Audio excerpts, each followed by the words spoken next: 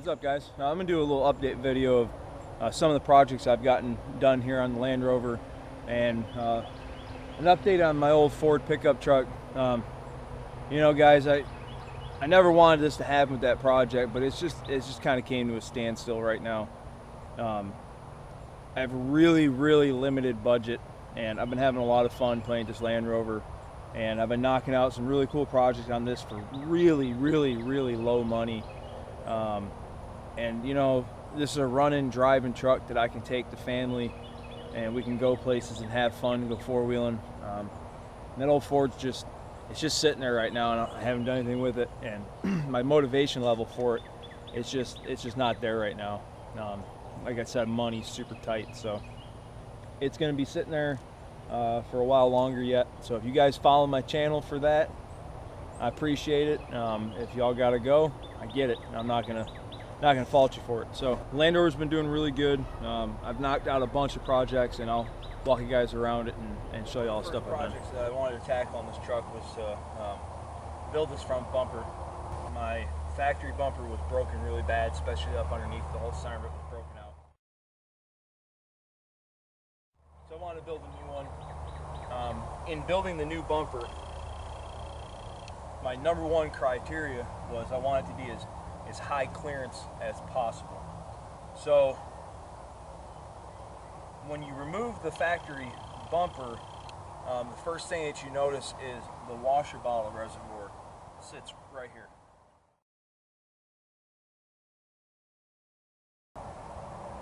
So before I could start the bumper build, I had to relocate the washer bottle. Now there's a couple different ways you can relocate a washer bottle on a D2.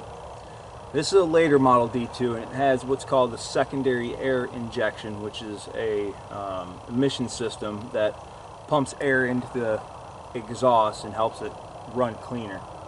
I'm sure it's bullshit, but it's integrated into the cylinder heads and stuff, so deleting it is a lot more than just, you know, removing a smog pump on a small block Chevy. But this right here is a secondary air injection air pump, and it occupies this space. If you have a non-secondary air injection truck, you end up with a nice opening right here, which is a feasible location to mount the washer bottle. Well, in my case, I can't mount it there, so I decided to mount it here, which turned out to be a bit of a project. Now, if you want to spend some money, you can buy a universal washer bottle from like Summit Racing or something, and it would have been a lot more straightforward than trying to use this factory bottle. Now, you notice here this is cut. These had mounts. This bottle used to hang from the front end up there, and then it had a real long neck on it that came up into the engine compartment.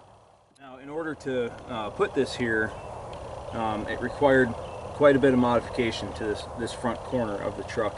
There's a big plastic battery box that's located here from the factory, and not only does the battery sit inside that battery box, but the factory bottle jack also is mounted up in this location. So I took the factory battery box out, I cut the whole thing off except for the battery tray, and remounted it down there, and then deleted the factory bottle jack, which I now store in the back. Now, that still wasn't just enough to remove the bottle jack and that area. I had to move the battery over to the passenger side and as tight up to the front of the core support here as I possibly could. And that required deleting the factory battery tie down and drilling some new holes. I took this piece of all thread and put all this together. I cut this neck off, took just the top and epoxied it here to the top of the bottle with some good 2-part epoxy, so it's good to go. This washer bottle has 3 washer pumps. You have a front washer for the headlights. It was mounted in the front bumper, which I deleted. Then you have your front windshield washer, and then your rear windshield washer. Well, I deleted my rear windshield washer and wiper, and I'll show you that in a couple minutes. So here's the wiring for the factory front washer, which I had to extend the wiring, and I ran that wiring around from over there, watertight connections, everything's crimped and soldered, and ran over to here. And then all I did for the washer hose did a 180-degree flip of that, which I'll show you just here in a second. So after a lot of test fitting, I built this little bracket here. Basically bought this piece of flat from Tractor Supply. I think it was a few dollars. I built this here. This mount here goes down, it twists. This was the hardest part to fabricate because it had to clear the lower radiator hose right here. I wanted to make sure it would never chafe into that radiator hose.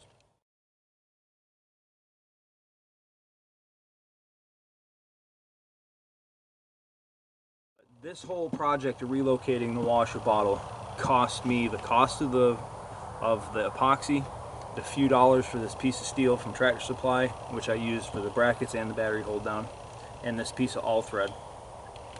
So it was really a really simple do-it-yourself kind of deal. All right, now as for rerouting the washer, the actual washer hoses, that was simple, guys. All I did was disconnect it and basically turned it to 180 degrees. There's one little thing there that gave me a little bit of pucker factor, and it was the little mount clip that used to be in this hole here that is now located right here. I had to drill this hole into the bottom of the hood support. So basically what I did is I took a drill bit and I wrapped the drill bit with black tape, so there was only that much of the actual cutting surface of the drill bit, so I could not accidentally drill through the hood. That was something that kind of scared the crap out of me. But I ended up using, you know, all the factory clips. This clip used to be there. This clip right here, I just swapped for, you see this one's out of frame. I just swapped for this one right here, so it was just a real quick swap. Turned it 180 degrees. So that got the washer system working again, which I was pretty happy about. The next little detail was the overflow hose for the radiator, going back to the coolant bottle. It runs off of a piece of hose into a hard plastic, and then another piece of hose and a little hard plastic and another piece of hose. Number one, they're notorious for becoming brittle, which I learned. I actually broke that hose during this process. So what I did is I went and got a piece of just regular, I think this is 5/16, yeah, 5/16 rubber hose. So now I'm running a solid rubber hose from the radiator back to the coolant bottle. And I took this clip right here, I can't remember where it came from, but I mounted this here, and then there's another one down here that's mounted to this bracket, so that hose can't rub on anything, can't chafe on anything. So this is actually an upgrade on these D2s to keep you from having that little plastic line crack when you're out on the trail and possibly causing you to overheat this thing. All right, guys, so now that I had the coolant bottle relocated, that made it to where I could build this bumper the way I wanted, which is make it as high clearance as possible and to wrap around the corner and just protect the whole front of the truck. Another thing is I want to be able to put a winch on this truck at some point. So I built this bumper with that in mind. You take 3 little plastic screws out of the front of this grill, and this whole grill lifts up and away, and the only thing that's blocking access to putting a winch in here is this bottom piece of this core support. So when I do get a winch, this piece of core support here will get cut and changed, so it will be behind this part of the grill, and a winch will be able to mount down in here. I've been studying front bumpers for this thing for a few months now, trying to figure out what I want. What I did not want was that big wraparound heavy steel bumper. This bumper weighs about 42 pounds, guys. It's not that heavy, and it's built out of some pretty heavy steel. There's just not a whole lot of it. This piece right here is, 4 by 1.5 inches by, I think it's 3/16 C-channel. It's a real heavy piece of C-channel. And then this is 1.5 by 1.5 by 1/8 inch square tubing. I did all the welding and everything myself. It's not the prettiest, but I'm really happy with the welds. We got a big Miller-Matic 200 at the shop that's it just eats this stuff up. I put some 11,000 pound recovery points on the front. Each one was rated 11,000 pounds, so I guess that's 22,000 pounds. So I'm sure the bolts will break before I pull these off the front of the bumper. Nice thing about this too is I can put the high lift jack right here. I can lift the front of the truck up. I can put the high lift jack here, lift the front of the truck up. I can even slip the high lift jack into this space here, and it gives you some lateral stability on the high lift, and you can really jack the whole front of the truck up. But round tube bumpers are really hard to use high lift jack on, and those big steel plate bumpers, yeah, you can use them, but again, take up all that space. So not only can I lift anywhere I want in this front bumper with the high lift jack, but it gives me all this ground clearance and just opens the front of the truck up. I'm really happy how it turned out. Fog lights, I wired these into the factory fog light switches, so they just run like the factory fog lights. So that's the front bumper. Alright guys, so move around to the back of the truck here. The first thing I did when I got the truck and got the lift is I had to flip the spare tire carrier so I could put an oversized spare on the truck. Now, it's not really good for the hinges on the tailgate door to run an oversized spare. It's especially not good to run an oversized spare and a high lift jack. And that I know, so I've already had a few guys say, hey, you shouldn't do that. And I understand. In the very near future, I'm going to be buying one of those hub assemblies. I can't remember the name of the company, but it's basically a spindle and a set of bearings and races that you weld a swing away tire carrier to that I'll integrate into the back bumper. That's going to be as soon as possible. So I built this high lift jack mount. Very, very simple. There's a piece of 1.5 inches by, I think, 1/2 inch or 9/16, whatever, C-channel that I welded to the back of the spare tire carrier and also bolted it on there. And then I took these pieces of all thread and put some jam nuts on the back side and ran those through.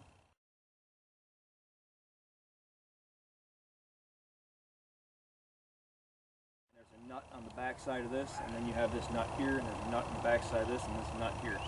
So you just take these two nuts off, and the jack comes off. Put the jack back on, put the nuts back on. You want to take this mount off completely. You have to untake the spare off and undo these two nuts, and the whole piece of all thread come out. So sooner than later, the spare, the high lift jack, and a jerry can mount are going to be mounted to the new back bumper that I built. So that's what I'm going to show you next. So when I got the truck, the back bumper was one of the only pieces of trim, plastic Land Rover trim on the entire truck that wasn't broken. And I went to stand up, I was doing something underneath the truck, and I put my hand on it and pressed, and it broke the entire corner off the back of the bumper here. The reverse light and rear running light fell off, and it really aggravated me. And then when I went out to the Connecticut National Forest with my buddy Justin, his wife Debbie, and their family, I ended up breaking the corner off the bumper. I don't know, just a little small obstacle truck bounced down and hit the bumper, and it broke. So when I got back from that trip, I pulled the back bumper off just to kind of see how it was mounted and everything. And real simple, you can see the two bolts that hold it on. But I had this piece of 3" by 1.5" by 1/8 inch rectangular tubing sitting in my shed, and I took it and I drilled some holes in it and I bolted it to the truck. And it worked okay for a couple weeks just to have something back there so the back of the truck wasn't open. The issue I had with that, it was, number one, it was too low, and number two, it was too far in. So this piece of rubber trim, it's basically the transition from the bumper to the back of the truck, was just up in space and just kind of floating around. It looked really crappy. But I really couldn't change where this was mounted. I couldn't move it up, otherwise, the mounting hole would have been down here, and it just wouldn't have worked. So I went to the steel yard and I picked up a piece of 2 by 3 by 3/16 angle iron, and I welded it to this piece of square tubing here, and that brought it up. And then I put 2-inch blocks of square tubing on the back of the bumper, which moved it out.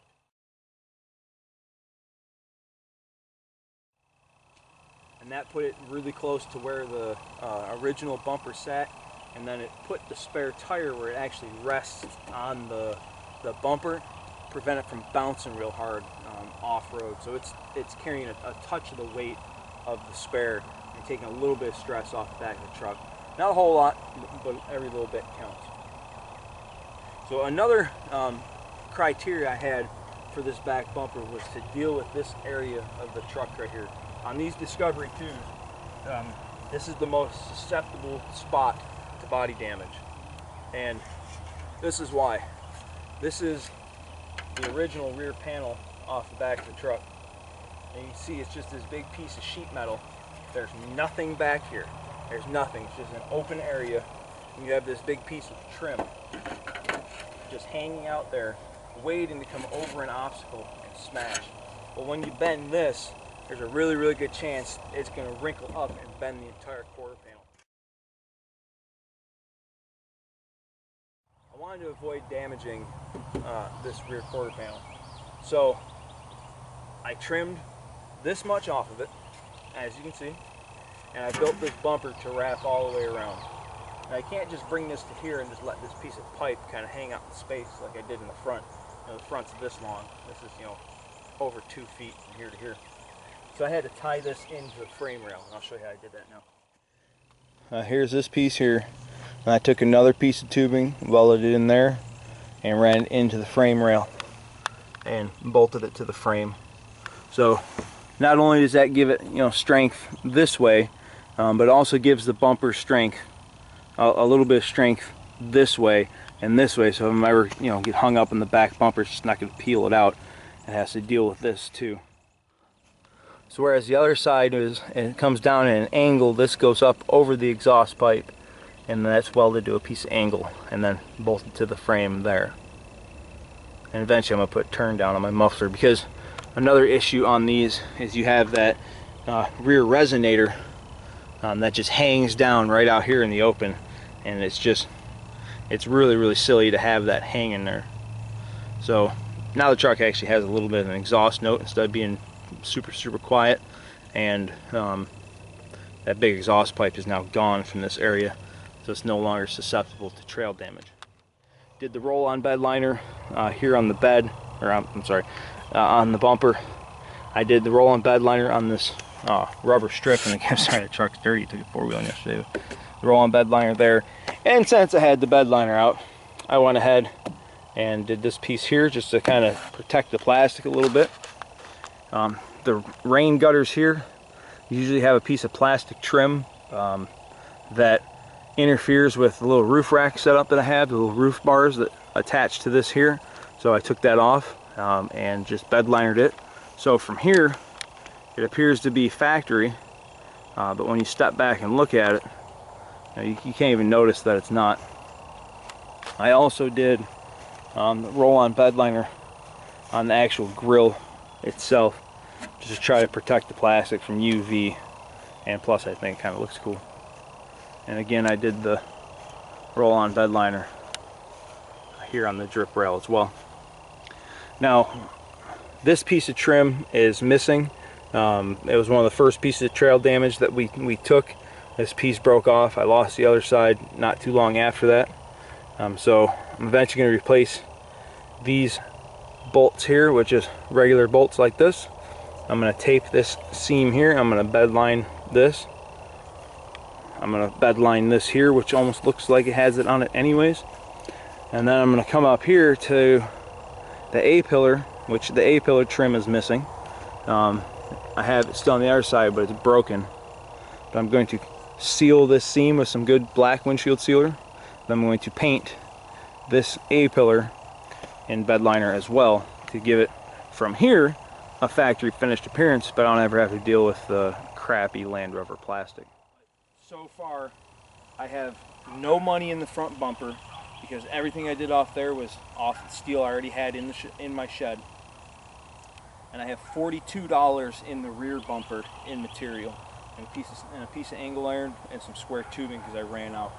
So for $42, I have built a front and a rear bumper for my truck. Alright guys, so you're all up to date what's been going on with the Rover.